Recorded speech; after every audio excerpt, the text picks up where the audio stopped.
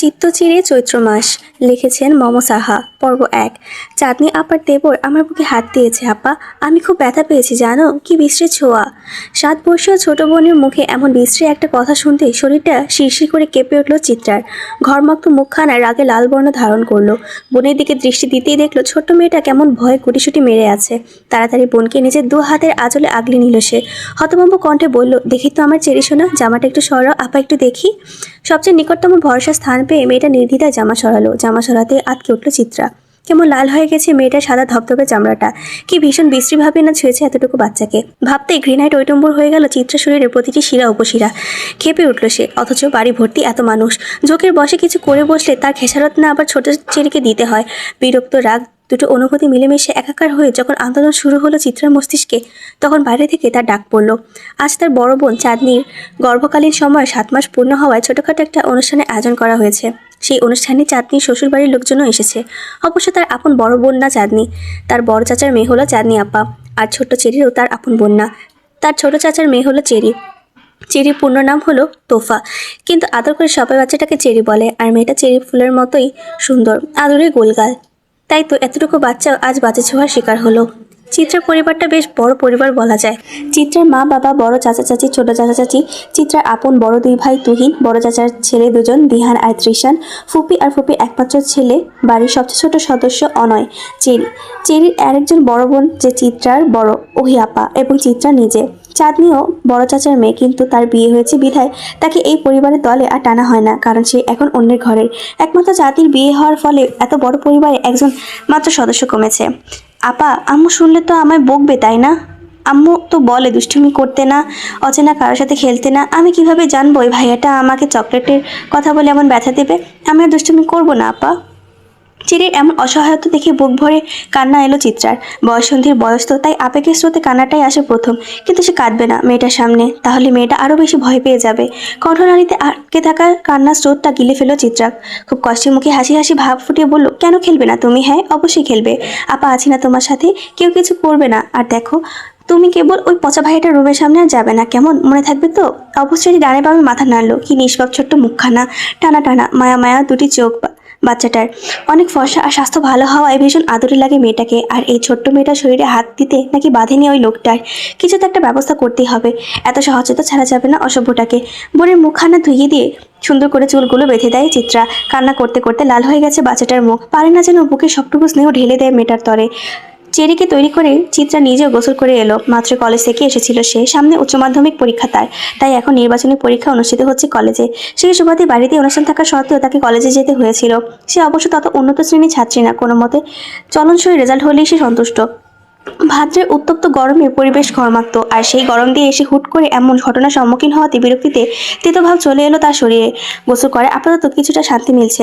গোসল করে লাল টকটকে একটা 3 পিস পরল চিত্রা। অতঃপর চেরি হাত ধরে বাড়ির বাগানের দিকে এগিয়ে গেল। মূলত অনুষ্ঠানটা সেখানেই। বিরাট আয়োজন করা হয়েছে চাঁদনির জন্য। কত রকমের খাবার যে আয়োজন করা হয়েছে তা হিসেব করে শেষ করা যাবে না যেন। চিত্রা ছুটে এসে ধপ করে তার আপুর পাশ ঘেঁষে বসে পড়ল। চিত্রাকে দেখে ভারী পেটের গোলগাল ফর্সা ধবধবে চাঁদনি মুচকি হাসলো। বাম গালটা টেনে দিয়ে বলল, কই ছিলিস চিতাবাগ? এতক্ষণ লাগে কি পরীক্ষা দিয়েছিস শুনি? পরীক্ষাকে এত সিরিয়াসলি নেওয়ার মেয়ে তো তুই না, কি ব্যাপার শুনি? বড় আপার দেখি আর চোখে তাকিয়ে মুখ বাঁকালো চিত্রা। বেশ ভাব নিয়ে বলল, তোমাদের মতো জর্জ ব্যারিস্টার হওয়ার মতো ছাত্রী হয়তো না, তাই বলে কি পাশমার্কটাও তুলবো না? বাবাকে তো চেনো, ফেল করার অপরাধে না আবার জেলে দিয়ে দেয়। নিজের ক্ষমতার যে দাপট দেখায় সে। চিত্রার কথায় হাসলো চাঁদনি। মেয়েটা তার বাবাকে তেমন পছন্দ করে না বলা যায়, তবে বেশ ভয় পায়। একমাত্র নিজের বাবাকে ছাড়া পুরো পৃথিবীকে উত্তক্ত করার ক্ষমতা ওর আছে। বাবার সাথে ওর যে একটা শীতল যুদ্ধ প্রতিনিয়ত হয় তা সবারই জানা আছে। তবুও নিজের বাবাকে তো আর এমন কথা বলা শোভা পায় না। তাই সেজন্যই চাঁদনির চোখ রাঙালো। ছোট্ট একটা ধমক দিয়ে বলল, এমন বলে না চিতাবাগ, তুই না ভদ্র মেয়ে? হ্যাঁ, আমি কি তা অস্বীকার করেছি? ভদ্র বলি তো পিছিয়ে পিছিয়ে বলছি, অভদ্র হলে তো মুখে সামনেই বলতাম। কথাটা বলেই ফিচলে হাসলো চিত্রা। চাঁদনি চেয়েও রাগে রাগে মুখ করে রাখতে পারলো না। চিত্রা এমনই, যেখানেই থাকবে সেখানেই হাসি মেলা বসবে। চাঁদনি আর চিত্রার কথার মাঝে চোখে গোল চশমাটা ঠেলতে ঠেলতে হরেক পদে ভাজার থালা নিয়ে উপস্থিত হলো ওহি। ঘাড় অব্দি চুলগুলো গরমে বেশ বিরক্ত করছে তাকে। ওহির মুখমণ্ডলে একটা নিষ্পাপ ভাব থাকে সবসময়। আর মেয়েটা বেশ গম্ভীরও। বড় পিতলের থালাটার মাঝে 7 রকমের ভাজি। ভারী থালাটা চাঁদনির সামনে রেখে ক্ষান্ত হলো সে। সব খাবার আপাতত চলে এসেছে। থালাটা রেখে ওনা দিয়ে নিজে মুখটা মুছলো ওহি। চেরিকে নিজের থেকে টেনে নিয়ে ছোট্ট কণ্ঠে বলল, তোমার খিদে লেগেছে চেরি? আপা কি তোমাকে খাবার খাইয়ে দিব? ছোট্ট চেরি অহির কোমরের দিকে জামা আঁকড়ে ডানে বামে মাথা নাড়িয়ে বলল, বড় আপা খাওয়া হোক।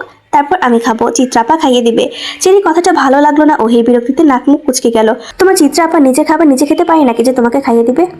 ওহির কথায় মুখটা ভেঙচি কাটলো চিত্রা। চেরির দিকে তাকিয়ে মুখ ফুলিয়ে বলল, তোমার মেঝো আপা অনেক খেতে পারে বুঝলা, তাই তো এমন কাঠির লাহান শুকনা। এই চিত্রা, কেমন ভাষা ব্যবহার করিস বাড়িতে? তোর সাথে থেকে চেরিয়ে ওইসব শিখে। ওই নাক মুখ ছিটকানো কথায় ফিক করে হেসে দিল চিত্রা। হাসতে হাসতে বলল, ছোট আপা তুই তো শিক্ষক হবে তাই না? তোমার সাথে পারফেক্ট মানাবে সেই পেশা। এখনই তোমার মাঝে একটা মাস্টারনি ভাব আছে, সমস্যা নাই, তুমি আমাদের দিয়ে প্রথম প্র্যাকটিসটা করতে পারো, আমরা মাইন্ড করবো না। চিত্রা কথার তালে চাঁদনিও হাসলো। ওহি কপাল কুচকে দাঁড়িয়ে রইল উত্তরবিহীন। চিত্রের সাথে কথা বলাটাই একটা বোকামি, আর ওহি বরাবরই নিজেকে ভীষণ চালাক দাবি করে। পুরো বাগান ভর্তি নিজেদের বাড়ির মানুষই গিজগিজ করছে। মাত্রই অনুষ্ঠান শুরু হবে। হুট করে কোট প্যান্ট পরা চাঁদনির দেবরটা হাজির হলো। ধপ করে বসে পড়লো চিত্রার পাশে। তাকে দেখতেই গুটিয়ে গেল ছোট্ট চেরি। চিত্রারও হাসি হাসি মুখে অমাবস্যা নামলো। মুখ আধার করে সে চাঁদনির পাশ থেকে উঠে চেরির সাথে দাঁড়ালো। চাঁদনির দেবর মহিন সবার দিকে তাকিয়ে কেমন হাসলো। গদগদ কণ্ঠে চিত্রার উদ্দেশ্যে বলল, আরে আরে বেআইন সাহেবা, উঠে পড়লেন যে, আমার পাশে বসলে কি ক্ষয় হয়ে যাবে নাকি শরীর? চিত্রা মুখ বাঁকালো, অন্যদিকে তাকিয়ে বলল, আপনার তো অনেক কারেন্ট, যদি শখ খেয়ে যাই। চাঁদনি কোনো মতে নিজে হাসি মুখ বজায় রাখলো। বোনের এমন ভঙ্গির কথা যে তার তত পছন্দ হয়নি সেটা প্রকাশ না করে আপনার চেষ্টা চালালো। চিত্রার বড় ভাই তুহিন এগিয়ে এলো বোনদের দিকে। বেশ গম্ভীর স্বরে বলল, চিত্রা যা তো একটু ছাদে মরিচ গাছ থেকে কালো কালো কয়েকটা মরিচ তুলে আন। জানিস না চাঁদনিটা মরিচের ঘ্রাণ পেলে খুশি হয়ে যায়, জানিয়ে আয়। ভাইজান, বড় আপার পেটে ছোট্ট বাবুটা ঝাল খেতে পারবে? চেরির প্রশ্নে হাসলো তুহিন। মাথায় আদরে হাত দিয়ে বলল, হ্যাঁ খেতে পারবে চেরি, ও তো খুব সাহসী বাবু, তাই পারবে। ঝাল না খেলে বড় হবে কিভাবে? ঝাল না খেলে বড় হওয়া যায় না বুঝি, এই জন্য কি বাহার ভাই এত ঝাল খায়? তাই তো বলি, বাহার ভাই অত বড় কেন? তুহিন মিষ্টি হেসে চেরি গাল টেনে দিয়ে অতপর চোখের ইশারায় চিত্রাকে মরিচ আনা তাগাদা দিল। যেই না চিত্রা যেতে নেবে তোর মধ্যে চিত্রা বড় চাচি হাজির হয়। ব্যতিব্যস্ত কণ্ঠে বলে, আহা দুপুর হয়ে এলো যে, অনুষ্ঠান শুরু করতে হবে। চিত্রা মা, যা তো বাহার কেউ ডেকে নিয়ে আন। এক দৌড়ে যাবে আবার এক দৌড়ে আসবি, যা। চিত্রা মাথাটা দুলে ছুট লাগালো ছাদের দিকে। তবে যাওয়ার আগে চেরিকে ছোট আপার সাথে থাকার নির্দেশ দিয়ে গেল। ছাদে টুকটাক সবজির গাছের বাগান, পাশাপাশি অনেক রকমের ফুল গাছ অবস্থিত। বিভিন্ন ধরনের ফুল সংগ্রহ করাই যেন চিত্রার কাজ। তার ভীষণ ভালো লাগে এই কাজ করতে। তাই তো ছাদে প্রবেশ করার সাথে সাথে পা বাড়ালো ফুল গাছগুলোর দিকে। কয়েকদিন আগে 3টি নতুন ফুলের চারা গাছ লাগিয়েছিল। আজ সবগুলোই সুন্দর হাসি হাসি ফুটন্ত মুখ দেখা যাচ্ছে। চিত্রা মুগ্ধতা সামলাতে না পেরে পত্র লেখা মৌসন্ধ্যা আর রঙ্গন ফুলের গাছ থেকে একটা একটা করে ফুল ছিঁড়ে নিল। এই ফুলের গাছগুলো তত সহজলভ্য নয়। কিছুদিন আগে যখন এই 3টে ফুলের গাছের জন্য হা হতাশ করছিল, তখনই ছাদে গিয়ে দেখা যায় এই ফুলের গাছ। চিত্রা জানে ভাইজান বা বড় চাচা ছাড়া এই কাজ কেউ করবে না, কারণ তারা দুজনে চিত্রার সকল আবদার পূরণ করার জন্য সর্বদা সচেষ্ট থাকে। আর চিত্রার আবদারটাও যেন তাদের কাছেই।